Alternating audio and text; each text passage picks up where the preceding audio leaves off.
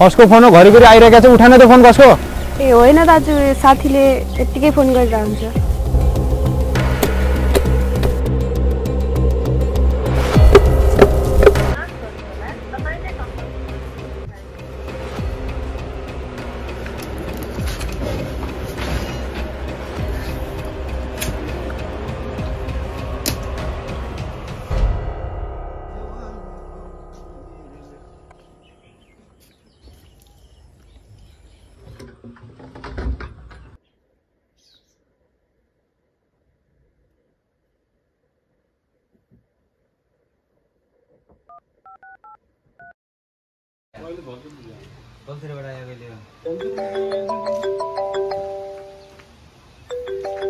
hello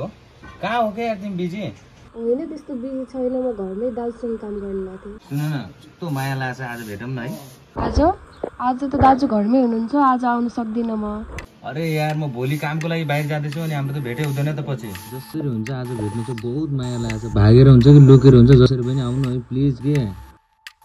हुन्छ ठिकै छ म धेरै बेर त बस्नु पाउँदिनँ एकछिनमै फर्किहाल्छु है दाइ भेटघाट मात्र हो कि बिहे पनि गर्ने हो यार केटा तिमीहरू पनि के कुरा गर्छौ यार मैले बिहा गर्ने केटी त युके छ त तिमीलाई त थाहै त छ त यार यो त जस्ट टाइम पास हे दाइ यार त्यस्तो भने चाहिँ हामी केटाहरूलाई पनि पालो छैन यार नआत्त्यौ न यार पहिला मेरो काम हुन जाउँ अनि पछि भइहाल्छ त यार किन टेन्सन लिन्छौ यार भयो है म अहिले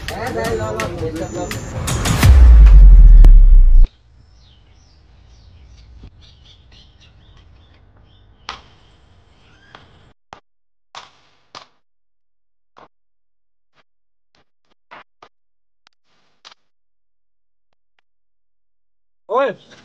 कहाँ लागि त जुन जहाँ बेला ती जान सकिन्छ उता बाख्रालाई घाँस काट्ने छ गोरु खुनै छ जहाँ बेला त्यहाँ लुकु लुकु तँलाई गइहाल्नु पर्छ नम्रताको मम्मी बिरामी हुनुहुन्छ त्यही भएर भेट जानु लाग्यो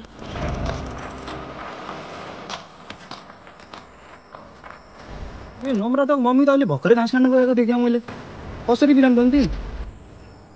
पक्का केही न केही गडबड छ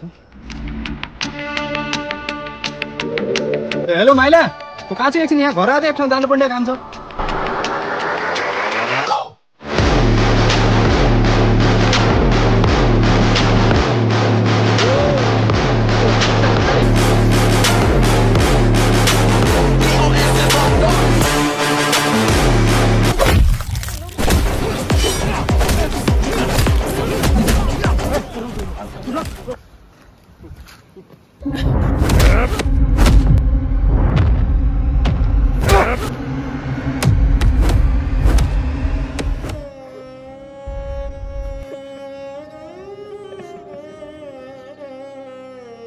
मेरो मायामा के कमी देखिस्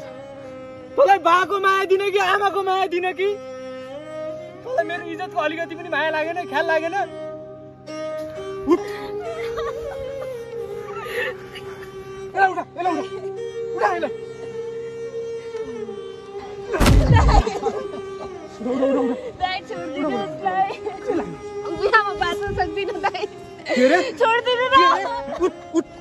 उभिन त बाँच्न सक्दिनस् ठिक छ तैँले मेरो भाको इज्जत पनि गुमाइसकिस् अलिकति भाको इज्जत म गुमाउन चाहन्न तिमीहरूको बिहे यही गराइदिन्छु दाइ दाइ दाइ दाइ दाइ दाइ दाइ दाइ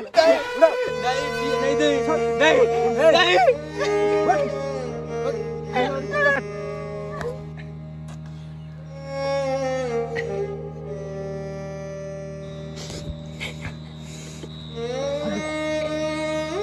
ल तिमीहरूलाई वैवाहिक जीवनको शुभकामना पाले पाल मारे मार काटे काट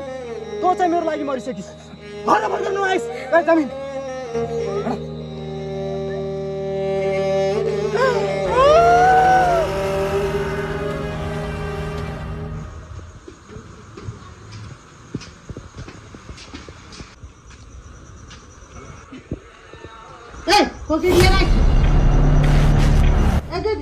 केटीको लिएर आयो त्यसले त्यो कोठाभित्र जहिले पनि त्यस्तै गर्छ रोम रोम भाइयो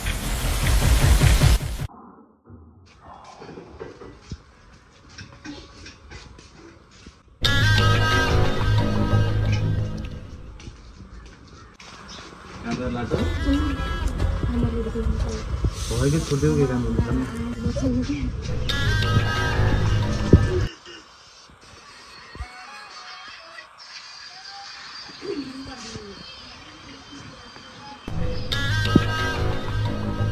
ओए सुन त पानी ल्याएर आन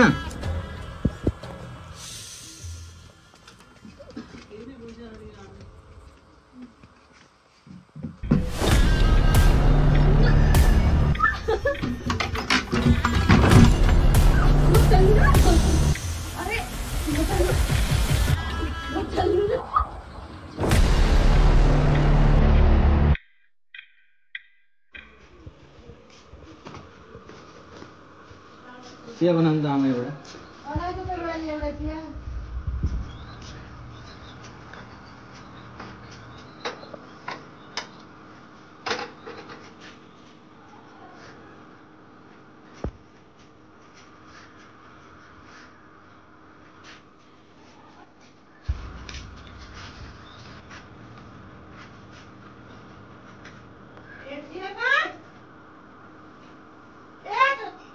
कतिचोटि भने मैले मलाई प्लास्टिकको कपन माग्नु भनेर थाहा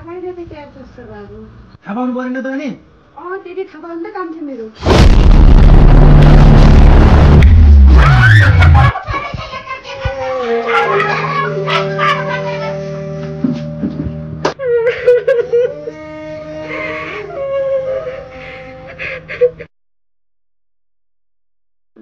आजभोलि त बिहा गरिसकेपछि त चटक्क बिर्सियो नि है मायाको छ माया चाहिँ के पनि छैन होइन भेट्न आउनु पनि छैन है अरे यार त्यस्तो होइन यार आउँछु नि यार भयो जे भने पनि त भयो एकचोटि पनि जोइ छोड्न नसक्ने हुनुहुँदो रहेछ तपाईँ पनि ओइ सुन त म तँलाई भोलि फोन गर्छु तेरो भाउजू है क्या ल मोज गर्नु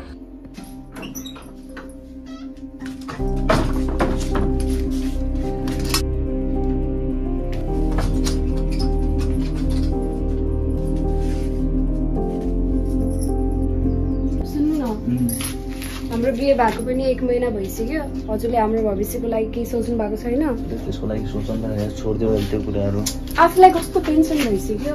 अरे यार टेन्सन छोड न यार तिमी फिल्ममा आऊ न जानु तपाईँ जति बेला पनि यसकै लागि बिहे गरेको तपाईँले मलाई मान्छेलाई भविष्यको चिन्ता भइरहेछ फिल्ममा आउने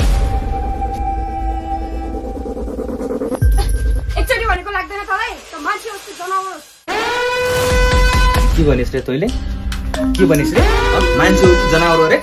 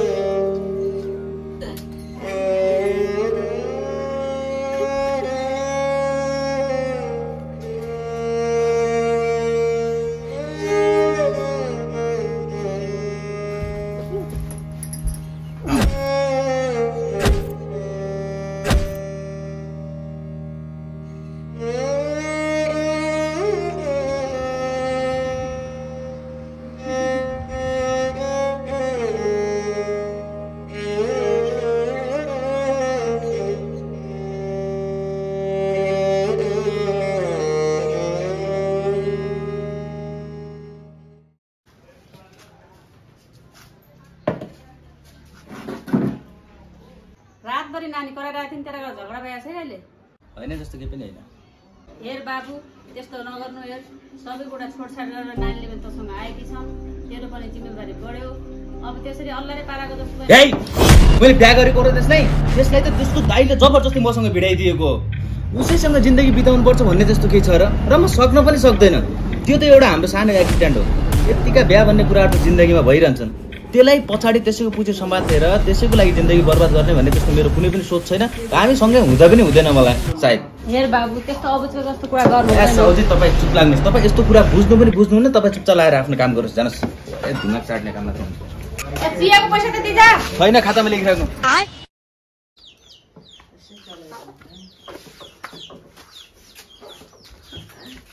हिजो पनि कहाँ गएछ न नानीले खाना पनि खाइछन् कि तँलाई कुरेर त्यसलाई खाना पठाइदे कता गयो हराएको हराइ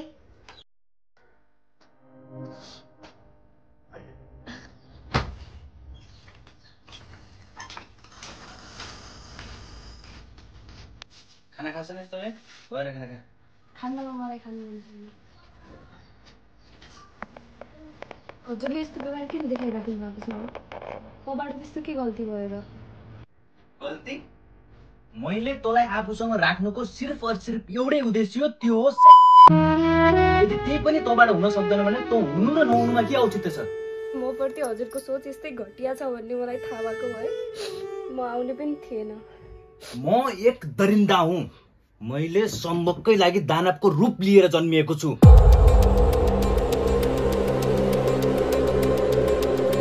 मेरो इच्छा पूरा गरिनस् भने तैँले यस्तो दर्दनाक सजाय पाउँछस् नि त्यो तैँले कल्पना पनि गर्न सक्दिनस् मलाई तपाईँको डरले होइन तपाईँको निर्दयताले मारिरहेको छ म अब यहाँ एकछिन पनि बस्न सक्दिनँ सधैँको लागि जान्छु मैले जुन चिज तँमा एक्सपेक्ट गरेको थिएँ त्यही चिज पाएन भने त हुनु र नहुनुमा के फाइदा छ गए हुन्छ म एक मर्द हुँ तँ जस्ती त 36 आउँछन् 36 जान्छन्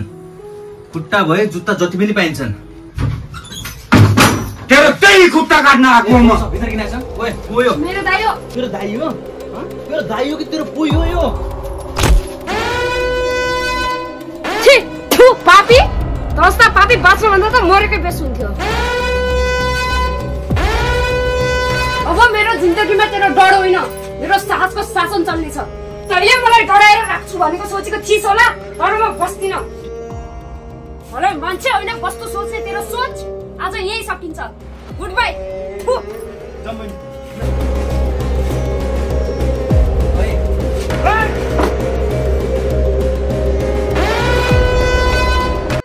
hello guys first of all चाहिँ तपाईँहरू सबैलाई दसैँको धेरै धेरै शुभकामना अनि अर्को कुरा चाहिँ यो क्या बनायो न केही छ न केही छ भन्ने त्यस्तो खालको केही पनि नभएर किनकि स्टोरी कम्प्लिट भएको छैन स्टोरी बाँकी नै छ काम धमाधम सुरु भइरहेको छ अब के गर्ने अब बहुत मेहनत भइसक्यो टाइम पनि धेरै भइसक्यो होइन भिडियो पनि हाल्न पाएको थिएन अब चाहिँ सबै स्टोरी कम्प्लिट गर्न नसकेको कारणले गर्दा दसैँको लागि तपाईँहरूको लागि हल्का छ्यास छ काहीँ माया मारे लग्यो बिच्छे लग्यो भनेर यो चाहिँ आएको पार्ट 1 भनेर यो आएको होइन यसको मेन स्टोरी चाहिँ अब बाँकी नै छ लगत्तै आउनेवाला छ यस्तै गरी माया ममता बनाइराख लाइक सपोर्ट सेयर भन्ने त्यो के गर्नुपर्ने सब्सक्राइब भन्ने पच्काइदियो बिचरा बहुत मेहनत हेर न हुलिया कस्तो भएको छ अनि फेरि पनि यो पुरै युट्युब लास्ट 1 चान्स हाम्रो टिमको तर्फबाट तपाईँहरूलाई दसैँको धेरै धेरै शुभकामना